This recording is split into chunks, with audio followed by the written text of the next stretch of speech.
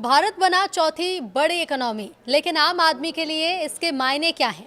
नमस्कार, न्यूज़ 18 का digital platform आप देख रहे हैं और मैं हूं रितु सिंह। भारत ने जापान को पछाड़कर दुनिया की चौथी सबसे बड़ी अर्थव्यवस्था का ताज पहन लिया है। 4.18 ट्रिलियन डॉलर के इस जीडीपी छलांग का सीधा असर आपकी जेब और रोजगार पर पड़ेगा। तो चलिए आपको बताते हैं कि आम आदमी के लिए इसके असल मायने क्या हैं। पूरी दुनिया में मंदी की आहट और तनाव के बीच इंडियन इकोनॉमी ने वो कर दिखाया जिसकी उम्मीद तो थी, लेकिन इतनी जल्दी नहीं। भारत ने आर्थिक मोर्चे पर एक ऐतिहासिक छलांग लगाते हुए जापान को पछाड़ दिया है और अब दुनिया की चौथी सबसे बड़ी अर्थव्यवस्था बन गया है। ये महज आंकड़ों का खेल नहीं, बल्कि ग्लोबल पावर शिफ्ट का एक बड़ा संकेत है। सरकारी आंकड़ों के मुताबिक भारत की जीडीपी 4.18 ट्रिलियन डॉलर के पार पहुंच गई है। लेकिन रुकिए, ये तो बस शुरुआत है। सरकार का दावा है कि अगले कुछ सालों में जर्मनी भी पीछे छूट जाएगा और 2030 तक भारत दुनिया की तीसरी सबसे बड़ी आर्थिक महाशक्ति बन जाएगा। लेकिन आम आदमी के लिए इसके क्या मायने हैं? सबसे पहले बात करते हैं उस खबर की जिसने पूरी दुनिया का ध्यान खींचा है। भारत सरकार ने आधिकारिक तौर पर कहा है कि भारत ने जापान को पीछे छोड़ दिया है। अब भारत की अर्थव्यवस्था का आकार 4.18 ट्रिलियन डॉलर हो गया है और ये उपलब्धि इसलिए भी बड़ी है क्योंकि जापान दशकों तक एशिया और दुनिया की आर्थिक महाशक्ति रहा। लेकिन पिछले कुछ समय से जापान की अर्थव्यवस्था सुस्त पड़ी है, जबकि भारत की ग्रोथ मशीन पूरी रफ्तार में है। भारत की जीडीपी वित्त वर्ष 2025-26 की दूसरी तिमाही में 8.2% की दर से बढ़ी है। यह आंकड़ा इसलिए भी चौंकाने वाला है क्योंकि पहली तिमाही में ये 7.8% था, यानी रफ्तार कम होने के बजाय और तेज हो गई है। जापान को पछाड़ने के बाद अब भारत की नजरें हैं जर्मनी पर। अभी दुनिया की नंबर 1 अर्थव्यवस्था अमेरिका है, दूसरे नंबर पर चीन और तीसरे नंबर पर जर्मनी है। सरकार के मुताबिक भारत अगले 2.5 से 3 सालों में जर्मनी को तीसरे पायदान से भी हटा देगा। लक्ष्य बिल्कुल साफ है, साल 2030 तक भारत की जीडीपी 7.3 ट्रिलियन डॉलर तक पहुंचने का अनुमान है। अगर हम इस लक्ष्य को हासिल कर लेते हैं तो भारत आधिकारिक तौर पर दुनिया की टॉप 3 ताकतों में शामिल हो जाएगा। लेकिन इतनी तेजी आखिर आ कहां से रही है? तो सबसे अहम सवाल कि जब पूरी दुनिया में अनिश्चितता है तो भारत में तेजी कहां से आ रही है? जवाब है कि हम और आप, यानी कि भारत की आम जनता। इस आर्थिक विकास में सबसे बड़ी भूमिका घरेलू मांग और निजी खपत ने निभाई है।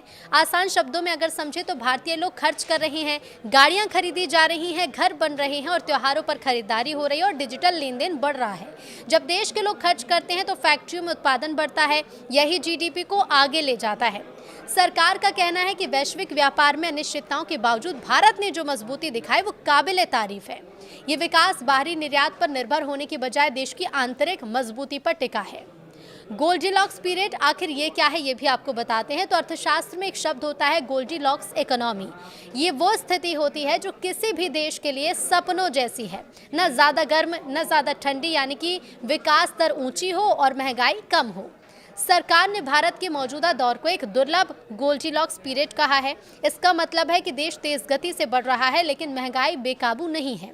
इसके अलावा कंपनियों की बैलेंस शीट मजबूत है और बैंक से कर्ज आसानी से मिल रहा है। ये सब मिलकर भारत को लंबी दौड़ के लिए तैयार कर रहे हैं। ये सिर्फ भारत का दावा नहीं, बल्कि दुनिया की बड़ी बड़ी रेटिंग एजेंसियां और बैंक भी यही मान रहे हैं। मूडीज का कहना है कि भारत G20 देशों में सबसे तेजी से बढ़ने वाली अर्थव्यवस्था बना रहेगा।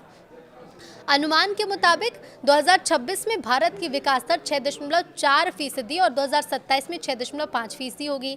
वर्ल्ड बैंक ने भी 2026 में भारत के लिए 6.5% की विकास दर का अनुमान लगाया है। आंकड़े ये बताते हैं कि दुनिया का भरोसा भारतीय अर्थव्यवस्था पर कितना गहरा है। आम आदमी के लिए इसके क्या मायने हैं? जापान को पछाड़ना और जर्मनी को चुनौती देना सुनने में तो बहुत अच्छा लगता है, लेकिन आम आदमी के लिए इसका मतलब है ज्यादा अवसर। जब अर्थव्यवस्था 8.2% की रफ्तार से बढ़ती है तो इसका सीधा मतलब है कि बाजार में मांग है तो फैक्ट्रियां चलेंगी तो रोजगार के मौके बनेंगे। निजी खपत में बढ़ोतरी ये दिखाती है कि बाजार में काम धंधा तेज है, जो रोजगार सृजन के लिए सबसे जरूरी है। अब इसका आम आदमी के लिए मतलब ये है कि बैंक मजबूत स्थिति में है और घर, गाड़ी या बिजनेस के लिए लोन लेना आसान और सुरक्षित होगा। जब कंपनियां कर्ज नहीं दबाती तो बैंक के पास आम जनता को देने के लिए ज्यादा पैसा होता है। बड़ी अर्थव्यवस्था बनने का लक्ष्य प्रति व्यक्ति आय बढ़ाना भी है। सरकार का विजन 2047 तक भारत को उच्च मध्यम आय वाला देश बनाना है। इसका मतलब है कि आम आदमी की कमाई बढ़ेगी, उनकी परचेजिंग कैपेसिटी बेहतर होगी और वो बेहतर सुविधाएं वहन कर सकेंगे।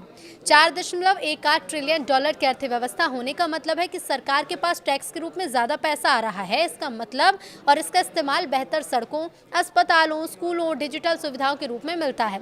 भारत फिलहाल दुनिया की सबसे तेजी से बढ़ती प्रमुख अर्थव्यवस्था और ये तेजी केवल शेयर बाजार या सरकारी फाइल तक सीमित नहीं है, बल्कि ये भी बता रही है कि भारत का वक्त अब आ गया है। 2030 का लक्ष्य दूर नहीं और जिस रफ्तार से भारतीय इंजन दौड़ रहा है, जर्मनी का पीछे छूटना अब केवल समय की बात लगती है। विजन 2047 क्या है, ये सवाल भी आपके मन में आया होगा। तो देखिए, विजन 2047 विकसित भारत का सपना है। ये सारी मेहनत और ये सारी रफ्तार सिर्फ 2030 तक ही सीमित नहीं, बल्कि लक्ष्य और बड़ा है। भारत 2047 में अपनी आज़ादी के 100 साल पूरे करेगा। उस समय तक भारत को एक हायर मिडिल इनकम वाला देश बनाने का सपना देखा गया है। इसके लिए देश आर्थिक विकास, स्ट्रक्चरल रिफॉर्म और सामाजिक प्रगति की मजबूत नींव पर काम कर रहा है। जिस तरह से पिछले कुछ सालों में डिजिटल इंफ्रास्ट्रक्चर, मैन्युफैक्चरिंग और इंफ्रास्ट्रक्चर पर काम हुआ, वो इसी विजन का एक हिस्सा है।